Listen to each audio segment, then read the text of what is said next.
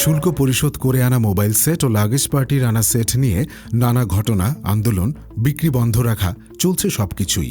এরই মধ্যে মোবাইল ফোনের দাম সাধারণ মানুষের ক্রয় ক্ষমতার মধ্যে রাখতে আমদানিতে শুল্ক আবারও কমিয়েছে জাতীয় রাজস্ব বোর্ড এনবিআর। মোবাইল ফোন আমদানিতে কাস্টমস ডিউটি 25% থেকে কমিয়ে 10% করা হয়েছে। এর ফলে মোবাইল ফোন আমদানিতে প্রযোজ্য মোট আমদানি শুল্ক প্রায় 60% কমে এসেছে। কাস্টমস ডিউটি হ্রাসের কারণে মোবাইল ফোন সংযোজনকারী দেশীয় প্রতিষ্ঠানসমূহ যাতে বিরূপ প্রতিযোগিতার মুখে না পড়ে সেটাও সরকারের লক্ষ্য। মোবাইল ফোন সংযোজনকারী উপকরণ আমদানিতে কাস্টমস ডিউটি 10% থেকে কমিয়ে 5% ধার্য করেও প্রজ্ঞাপন জারি হয়েছে। এতে মোবাইল ফোন সংযোজনকারী প্রতিষ্ঠান উপকরণ আমদানিতে প্রযোজ্য বিদ্যমান আমদানি শুল্ক 50% কমেছে।